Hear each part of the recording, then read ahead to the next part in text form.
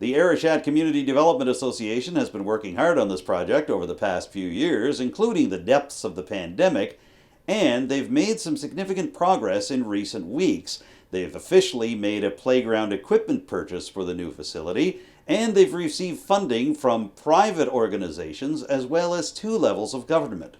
So, where does the park project go from here?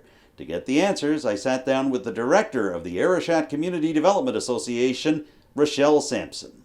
Rachelle, thank you for coming back once again to Telile 24/7. Thanks for having me. Always a good time. Well, it's not often that we get to have an interview with so much good news, but you folks have had a lot of good news lately, especially about the park that you folks are hoping to set up near Ecole Beau-Port. And I want to begin by asking you about a major equipment purchase that the ACDA made just a few weeks ago and announced just a few weeks ago on your Facebook page. Can you tell me about what's coming to the playground and about the milestone you've passed in being able to make this purchase? Absolutely. So we have finally raised enough funds to comfortably go ahead and order the playground equipment, which I think it was probably last year or the year before, we had put up a couple of designs on Facebook and let the community vote on which one they would prefer. So we went ahead with Play Power, who's a really well-known supplier for playground equipment. They've got really important pieces in there that touch to make sure that any type of child has a really inclusive play experience. So that was really important for us. So we were able to go ahead and purchase that equipment. It does hold a 31-week lead time, which is unfortunate. So we couldn't have it for this summer, but it's going to arrive next spring. And then once the ground defrosts, we're going to go ahead and install that gear. Now let's talk a bit about the installation, because this is an interesting process. You folks announced on your Facebook page for the Development Association that it's going to be a build day happening in May 2024. And for people watching that might not know what a build day is, the Port Hawkesbury Community Park 10 years ago had a similar process where they got all the equipment, literally started at 8 o'clock in the morning and had the park equipment set up at 6 p.m. that evening. Are we going to see something similar here? I hope so. It's a big project. They've said it's kind of like putting Lego pieces together. They promised us that it is, it'll be a really great activity for the community to do together. And we've had some volunteers, raise their hands and let us know that they want to be involved in that day, which is so great. So it will be a whole day of putting these pieces together from morning to hopefully that evening. And, by the next day, you'll have kids playing on that structure, and it's going to feel so good to see that happen. And just one of the things we'll reference as well from the Port Hawkesbury example is that you don't need a bachelor's degree in engineering or a background in construction to put these pieces together. That's you right. could be doing something as simple as shoveling dirt and moving things around. You could be overseeing a table that hands out the different parts to people putting it together. So literally anybody can get involved here. Exactly, and that's really important to note. I appreciate you saying that because, I think some people really want to help. They've wanted to help all along. And so next year will really be the moment that they can get in there and just do what they're comfortable doing and help us in any way that they can. Hopefully by then it won't just be the playground going up. There'll be other structures that'll be installed. So there'll be all kinds of stuff for volunteers to help us do. Now, this isn't integral to the discussion we're having, but I just found it interesting.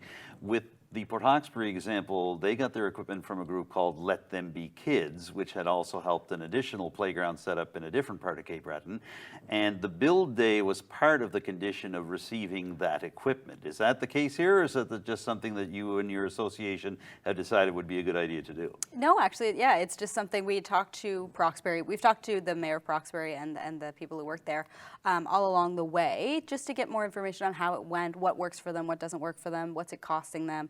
So, and one of the things that they said that really worked out for them was this community build day. So we just decided to kind of take that on and do it, because they said it's a really great moment for your community to come together and put it together. It feels so much better than just kind of, even though sometimes when you're handed something, that's also lovely, very, that's very nice too.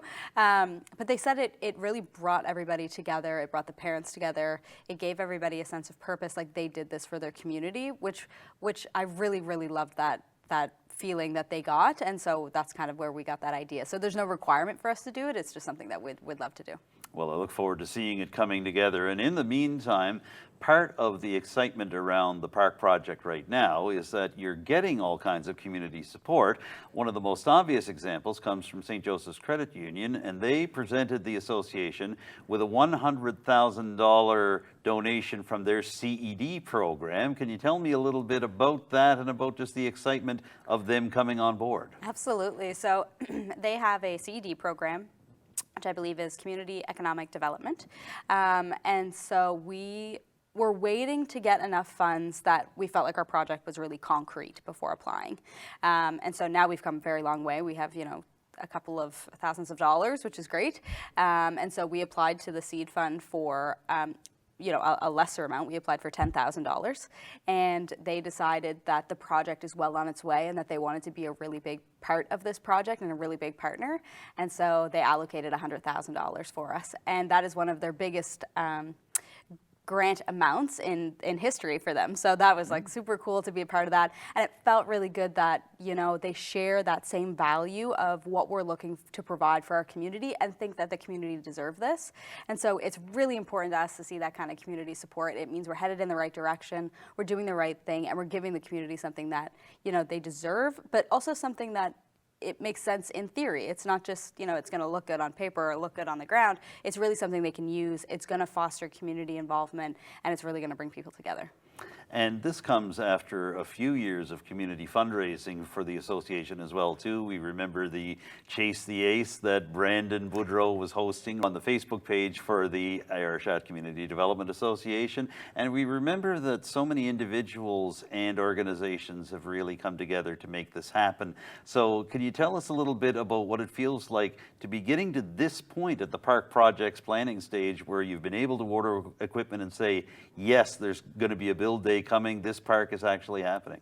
It is a relief, but it is very, very exciting. We've been working tirelessly for probably 3 or 4 years now. And along the way, we've had really great support. We had support from the community immediately, which was wonderful. And so to still be, trusted 3, 4 years later that we're going to do this for the community and have the credit union come on with that kind of amount really solidified a reason for us to keep going and to keep working for this. Because, it does get tiring. It gets, you hit roadblocks no matter what you're trying to do, any kind of project you try and do. So to have that little extra support is going to really help us continue. I mean, Clearwater Seafoods came on with a donation of $5,000 in the original part, and they're going to give another $5,000 at the end. The province came in at $100,000. The municipality came in at $7,500. We have another community group that came in at $150,000. So it's finally all really coming together, and we're almost 50% of the way there financially. And so we're really pushing for the federal government to come on as a big partner and hopefully wrap this project up and get it moving in 2024. And in the meantime, you're also getting support from the provincial and municipal governments. We remember the MLA for Richmond, Trevor Boudreau, unveiling a $100,000 provincial donation back in March. Just recently, there was a grant extension provided by the municipality of Richmond County from their council to the Arichat Community Development Association. So can you tell me what it means to be able to have the municipal and provincial governments on side, especially as you make this pitch to the federal government for funding as well? Well, it's vital. So it really starts at a municipal level. The municipality needs to see your project as a priority, and they did right off the cuff. They encouraged us, they provided us letters of support, and they even provided some financial funds to go towards this project. So in doing so, allowed us to go to the next step of provincial and say, like, hey, we've got a municipal project here that we're working towards that, we see as a priority and that the municipality is on board with. What is it that you feel you can contribute? And so that's kind of how that process works. And so now, and it's $1 million project. It's a large project. And so I understand for the federal government, it takes a little bit more time for them to say, okay, is this really going to happen? Is this a concrete project? Is this, a bit of a dream? What is this? And so how do we get on board? And so we're hoping to see a partnership with them in the next 6 months or so. Their new rounds of funding will come out in September. So we're hoping to jump in around then. So as you're working towards that, what else happens now? I mean, the equipment's been purchased, it's on its way.